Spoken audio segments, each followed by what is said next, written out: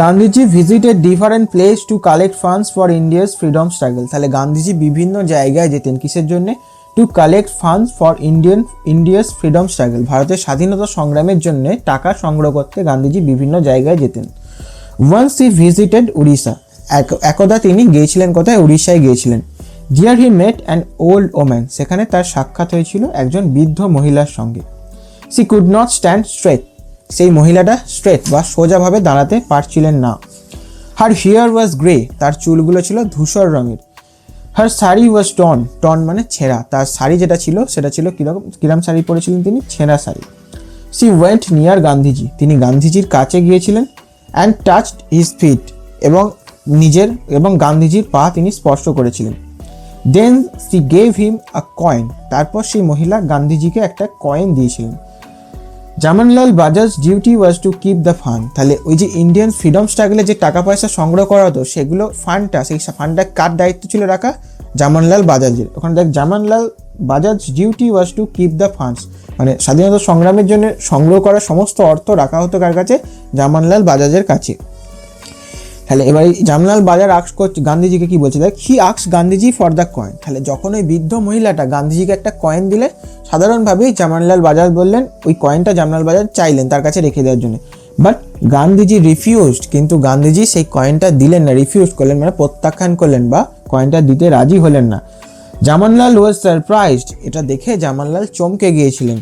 I keep thousands of rupees, Jamnalal বলছে আমি হাজার হাজার টাকা রাখি, তাহলে একটা কয়েন আমাকে দিচ্ছে না কেন গান্ধীজি? এইটা ভেবেই জামানলাল চমকে গিয়েছিল।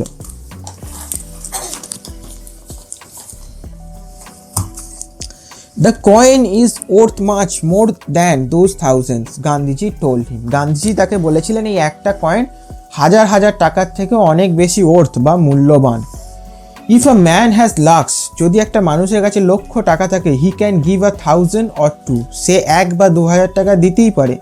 But this coin was perhaps all she had, কিন্তু এই কয়েনটাই হচ্ছে একমাত্র যেটা ওই মহিলার কাছে ছিল, মানে ওই মহিলাটার কাছে, বৃদ্ধ মহিলার কাছে এই কয়েনটা ছাড়া তার আর কোনো টাকা পয়সা সেরকম কিছু ছিল না। হোয়াট এ গ্রেট স্যাক্রিফাইস, কত বড় একটা আত্মবলিদান, বা নিজের প্রতি একটা কত বড় স্যাক্রিফাইস করলো বা আত্মবলিদান দিয়ে দিল ওই মহিলা।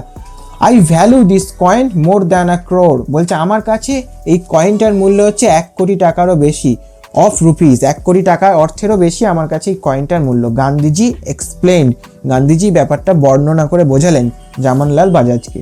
হি kept that coin with him forever, Gandhiji তারপর থেকে সব সময় এই কয়েনটা নিজের কাছেই রেখে দিয়েছিলেন।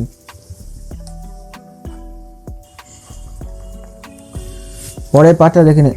Thoughts of love, piece and equality field গান্ধীজির ওয়ার্ক, তাহলে গান্ধীজির কাজকর্মের মধ্যে আমরা কিসের চিন্তাভাবনা দেখতে পেতাম সবসময়? তার কাজকর্মের মধ্যে চিন্তাভাবনা পাওয়া যেত লাভ, ভালোবাসার, পিস, শান্তি, এবং ইকুয়ালিটি মানে সমানতা, সমস্ত মানুষকে তিনি সমানভাবে ভাবতেন। Swami Vivekananda and Rabindranath Tagore also had similar ideas, তাহলে স্বামী বিবেকানন্দ এবং রবীন্দ্রনাথ ঠাকুরেরও একই রকমের চিন্তাভাবনা ছিল। Swami Vivekananda wanted unity among all religions, Swami Vivekananda সমস্ত ধর্মের মধ্যে একটা ইউনিটি বা ঐক্য তিনি চাইতেন। He spoke about it in 1893 at Chicago, তিনি 1893 সালে শিকাগোতে তিনি যে বক্তৃতা দিয়েছিলেন সেখানে তিনি এই সমস্ত ধর্মের সমন্বয়ের কথা বা সমস্ত ধর্মের ঐক্যের কথা তুলে ধরেছিলেন। Rabindranath Tagore started the Rakshabandhan in 1905, Rabindranath Thakur Rakhi Bandhan উৎসব শুরু করেছিলেন 1905 সালে। It was a festival of brotherhood and communal harmony, এই উৎসবটা ছিল, ইট ওয়াজ আ ফেস্টিভ্যাল অফ, এটা ছিল একটা উৎসব, কিসের উৎসব? ব্রাদারহুড মানে ভ্রাতৃত্ববোধ, এবং কমিউনাল হারমোনি, সমস্ত ধর্মের মধ্যে যেন একটা সহানুভূতিশীল, এক মানুষ যেন অন্য ধর্মের প্রতি সহানুভূতিশীল থাকে, সেটাকে বলা হচ্ছে হারমোনি, মানে সমস্ত ধর্মকে সম্মান করা, সমস্ত ধর্ম মিলেমিশে চলা। These 3 great men have become immortal for their thoughts and works, তাহলে 3 great men কে তাহলে এক হচ্ছে গান্ধীজি, রবীন্দ্রনাথ ঠাকুর আর স্বামী বিবেকানন্দ।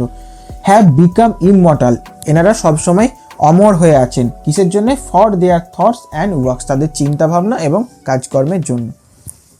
মানেগুলো বলছি, সেগুলো বলে দেবো, মানে লেখ। দেখ, পিস এখান থেকে আছে তো,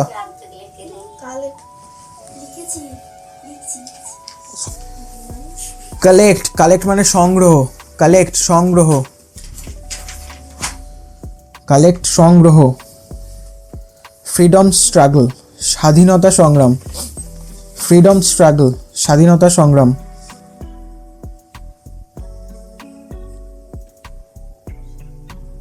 স্ট্রেট, সোজা। বুঝলি? স্ট্রেট, সোজা। আচ্ছা, এটা পুরোটা ছিল কুড নট স্ট্যান্ড স্ট্রেট, সোজা হয়ে দাঁড়াতে পারছিল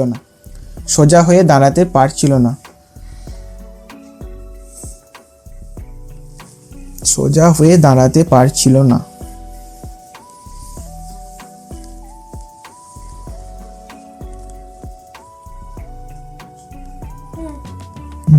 গ্রে মানে হচ্ছে ধূসর।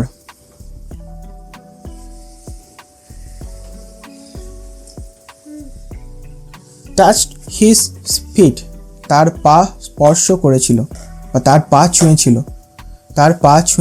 বা তার পা স্পর্শ করেছিল।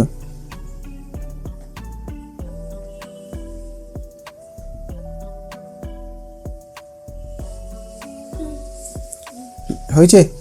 রিফিউজ মানে প্রত্যাখ্যান করা বা না লিখতে পারলে লিখে রাখ, বারণ করা।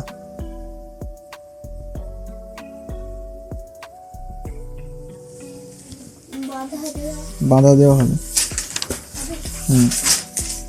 তারপরে দেখ, পারহ্যাপস, হয়তো। পারহ্যাপস মানে হচ্ছে হয়তো। হয়েছে?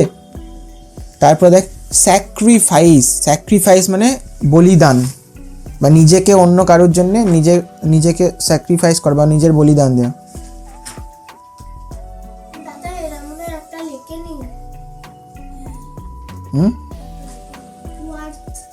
অর্থ লিখিস নি কেন? অর্থ মানে লেখ মূল্যবান, WORTH, অর্থ মানে হচ্ছে মূল্যবান। ঠিক আছে? স্যাক্রিফাইস মানে হচ্ছে বলিদান, মানে ভালো কাজের জন্য নিজেকে বলিদান দেওয়া বা নিজেকে সমর্পণ করে দেওয়া। ভ্যালু মানে হচ্ছে মূল্য। এক্সপ্লেইনড, ব্যাখ্যা করেছিলেন। ব্যাখ্যা করা, এখানে এক্সপ্লেইনড আছে বলে পাস্ট টেন্সে আছে বলে বললাম ব্যাখ্যা করেছিলেন।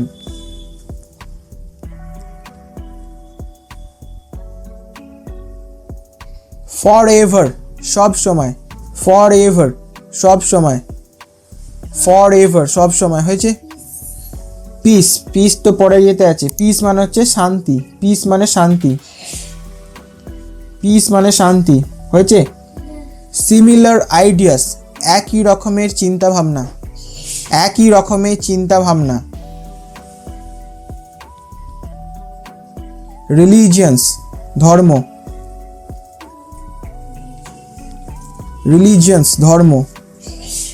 দাদা একটা বাদ গেল, কোয়ালিটি। দাগ দেয়নি তো এটা? আচ্ছা, ইকুয়ালিটি এখানে দাগ দেয়নি তো, ওই জন্যই বলা হয়নি। ইকুয়ালিটি লেখ, সমানতা।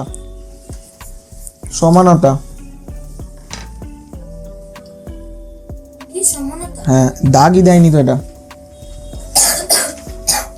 Festival of brotherhood and communal harmony লেখ, ভ্রাতৃত্ববোধ এবং সাম্প্রদায়িক সম্প্রীতির উৎসব। ওটা ওই তো, festival of brotherhood and communal harmony, ভ্রাতৃত্ববোধ এবং সাম্প্রদায়িক সম্প্রীতির উৎসব।